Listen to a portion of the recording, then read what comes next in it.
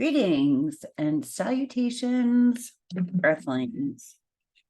Zube here, and I'm going to be doing a collective, random, general reading.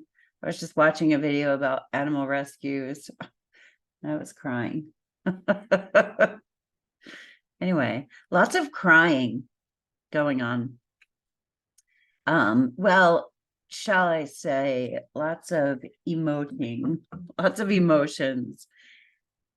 But this morning in meditation was interesting because I was sitting there, and then in my mind's eye, I was just sitting there or standing rather. And there was emptiness all around it. And then I realized that there was an elephant standing behind me quietly. Elephants spiritually symbolize strength, leadership, family. And I was reminded of this video that I had seen. This was started by animal rescue binge video watching, but of a baby elephant being rescued by humans. And then the mom thanking the humans by like putting her trunk up and salute or whatever. So I went back and looked for it, but that's kind of what I was ruminating on in meditation. And what I came to is like, here's this big, powerful elephant just standing behind me, just being present, right? Being strong behind me. And the elephants are so powerful. But then when you think about this baby was stuck, and it's like the elephant was, who would think that little tiny humans could help an elephant, but we're, smaller and we're kind of busy and like everywhere.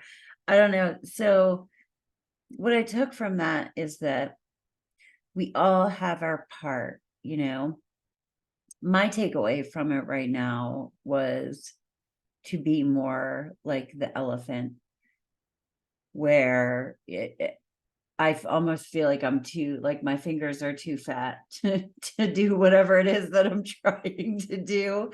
So I need to step back a little bit, and not that I'm not human. Hopefully you understand where I'm going with all this, but at the present moment, I need to simply stand and be in my peace. But then when I'm busy humaning, that has value as well. So it's like we're all part of a really complex system. There you go. Lesson for the day. Am I brilliant or what? ZubeTube, where you come to be told shit you already know. Yeah, that's really how it is. Anyway, so let's pull some cards and see. We got the elephant. It's a power animal. And it's also protective, it's leadership, but it's not that assholey kind of bossy leadership. It's really for the greater good of the whole. 8 of Swords. So this is going to be a shorter reading. 8 of Swords, we are in our head, feeling, this is a victim mentality. Like, are you sitting in your feels, feeling sorry for yourself, feeling trapped? Usually we're trapped because of a situation we got ourselves into, feeling stuck. But this is like really stuck in your mind.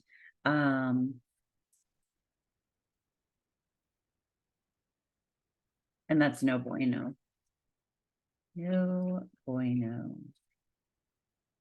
So get out of your head. Remember that you are powerful. Remember that you have guides and angels surrounding you. On the external, we have the Empress. We can look at that in a number of ways. The Empress is the Gaia, Mother Earth. It could also be who we are on the front, because it's external. So that can be the face of us while the internal process is going. What the hell? I'm stuck here. I'm in my goddamn head, just turning things over and over again. She's blindfolded. I don't know the future. I can't tell the future, what's going to happen. But on the front, on the external, this feels perfect. It doesn't feel to me like we're pretending. The Empress has been through a lot. She embodies all of the queens. We got the Empress yesterday. If you're watching these in order, they're all timeless. But if you're watching these in order, we got the Empress yesterday. So we have been through a lot, and we can get through a lot more. But don't get into that victim mentality, because you can't get anywhere from there. You can't go anywhere from there. As Spirit sees it, we have the King of Swords. The King of Swords is logic. Yes. Look at the difference. God's like, yo, quit it. Cut it out with that victim crap. The King of Swords is powerful. He's a man of few words. He cuts things out that do not serve him. He is logical. He's well thought out. He does not take the victim role. He's a protagonist in his own life. That can also be Archangel Michael. So we've got Gaia here, Archangel Michael, and we're just in here, like in our head, doing nothing. Like, she's just standing there, not doing anything. She's not trying to get out of the situation that she's in. She is standing there in the ropes. And the story behind the card is she could easily wiggle out of the ropes, take off the blindfold, and realize that the swords are not entirely surrounding her, only partially, and she could walk right out. There is a sign of hope because her toe is dipped in water, and water in the tarot represents spirituality, our emotions. So if she just got in touch with her emotions, if she just felt her damn feelings and then proceeded, but instead like turning stories around and inside out and over and every which way in your head, just feel your feelings. That's coming up over and over again. Let me clarify that Empress card. We are birthing something. It could be a new us. It could be, or we could look for maternal energy outside of us for comfort. Damn, the Tower. The Tower card. The Tower card to clarify the Empress. How do I take that? This could be the world. Gaia is the world. So anything with a faulty foundation is crumbling. That's messy. Like, that's messy. I'm seeing a mom like cleaning up a toddler's room, with that one. There's a cleanup going on, but anything with a faulty foundation is coming down.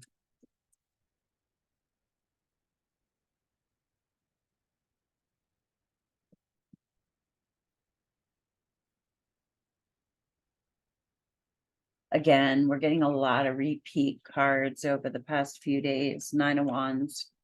We're over it. The 9 of Wands is to clarify this 8 of Swords. So we're just feeling bad for ourselves. Like, we're doing battle and we really wish we could take a bubble bath, Let's do, all right, I'm gonna do one of these. And not catch my hair on fire. This one, all right.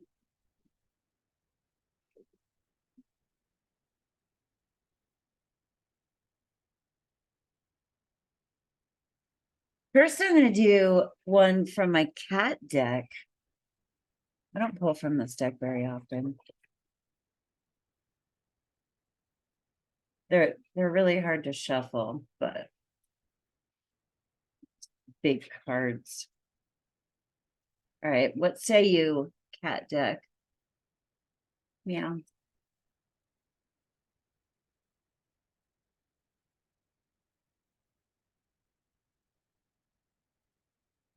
Prosperity, have it all.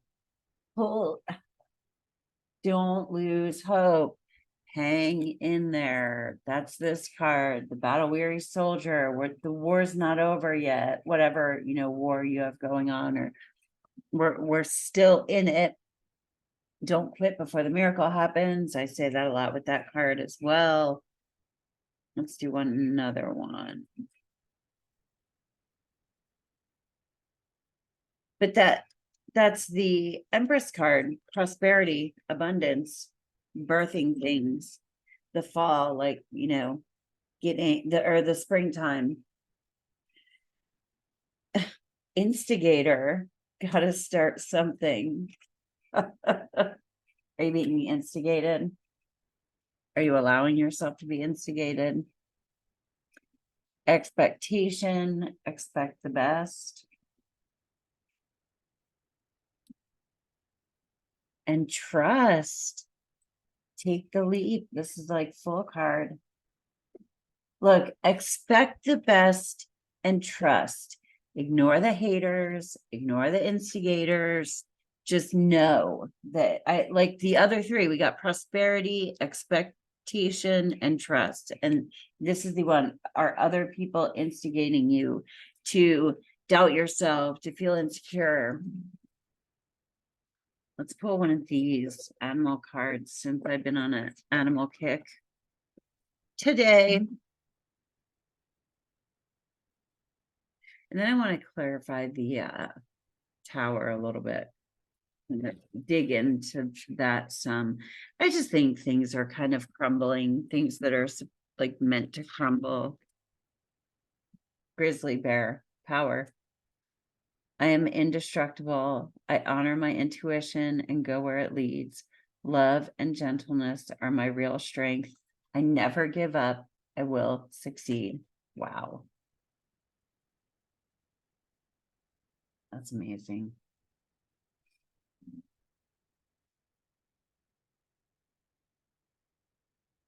Yeah.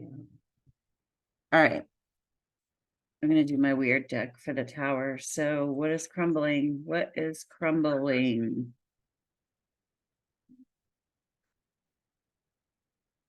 And in this card, we have one of the characters is falling backwards and the other character is falling face down. So the tower card is always handled differently by different people. Often where you are in your spiritual journey can impact how someone experiences the tower card. Like if we are entirely basing our worth or our value on external things, not internal things, then we're like the person falling backwards. Like we don't know what the hell to do when something is out of sorts or changes or something beyond our control happens. If we are basing our value on us internally and knowing that we are loved by the divine, that we are protected and safe, and that anything on the outside is not who we are. We are not our job. We are not our house. We are not our car. We are not the money that we make. We are not what we do. We are inherently loved by God, by spirit. So, and when we know that and something falls away, sure, we might still experience pain, but we experience it differently. So depending on where you are on that spectrum, and there's nothing wrong, nobody's better than anybody else. There's nothing wrong with still being in the process of feeling like your value is in the external things, because people judge. There's a lot of people out there, and we're in that program. That's the program that we are in, and it's difficult to stray from it and do something different. But with the expectations card, and it's like, expect the best. No, we don't want to be attached to a particular outcome. Because the Tower card occurs when something is taken away, but just expect the best, the highest good for all. Whatever is occurring is occurring for the highest good of all, even if that's chaos. Brian Scott, I love him. He has really good meditations. I like to listen to meditations when I go to bed. So if you, Fortune, right on. All right, what is the Tower card clarifying? I mean, fortune may be falling, but it's all for fortune. It's divine intervention. Anyway, Brian Scott has meditations you can listen to while you're sleeping. Thought our minds are like, we're like mind fucked right now. Like, what the fuck is going on? We could even have beliefs about the way that things are supposed to be. Maybe we're attached to other people doing things a certain way, and that is what foundation is crumbling. Maybe we have expectations of other people instead of relying on ourselves for our own happiness, and none of us is above that. Like, I'm going, oh yeah, maybe, yeah, because at first I'm like, I don't do that. No, I fucking do. We all do. We all subconsciously require behavior from other people so that we feel okay, and it shouldn't be like that. And so it is, I am a work in progress, not perfection.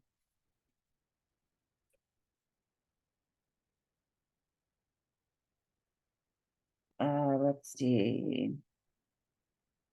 Conversation. Maybe people are talking, maybe they're talking about us, maybe we're talking to other people, we're getting ourselves all worked up. So this Tower feels like our mind, we have to remember and hold the vision that it is happening for our fortune, but it could be people talking about us. Our mind is like, we're stuck in our head. What was the very first card I pulled out? Was this one. We could be feeling sorry for ourselves, expecting the worst, like, oh my God, this is so awful. We at least be aware that that's what you're doing, and make an attempt to turn it around, or throw out like some positive things. Oh, would he be mad at me? I don't think he would. I remember my dad kind of told me, he's like, you're so much like a guy. That's probably why you became an alcoholic. Like, you drank instead of like whatever, talking about your problems. And which is weird because I talk all the time, but I knew what he meant. And I was telling him when I got out of rehab about doing affirmations. And I'm like, it's so fucking lame, Dad. Like, it's really lame. And I just remember him telling me that he had done it at one point, and he was like, just do it. He's like, it feels really stupid. And, but surprisingly, it works, even if it works in the beginning because you're laughing at yourself standing in front of a mirror going, I'm fucking awesome. Yeah, okay. So, like, bring your sense of humor with you. Humor is holy. I truly believe that. Let's get one more. Let's do this one. Oh, happy new moon in Virgo, if you happen to be watching this on September 14th.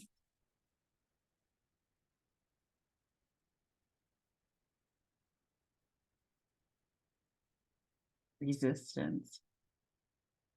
It's like we are grasping, we are trying to cling, and if we try to cling to things, and this doesn't mean that we do, this doesn't mean we don't do anything, right? But if we're clinging to an outcome or something that we want, like, just expect the best. Do whatever is in front of you to do. There was one I was looking for. Oh yeah. If we are clinging, it's gonna look like, yeah, we're gonna look like this one, fallen, instead of kind of having our eye on, oh, I have all of these things, but at any point in time, any of them can go away. And so if I fall, I at least can figure out how to land. I know that it's possible to lose these things, instead of running around trying to like cling to everything and being the other person who then has not had time to prepare themselves for the fact that whatever it is they're trying to cling to is gonna fall. Anyway, thank you for stopping by. I really appreciate it. If you are interested in a personal reading, astrology, or tarot, my information is down below. Peace. Namaste.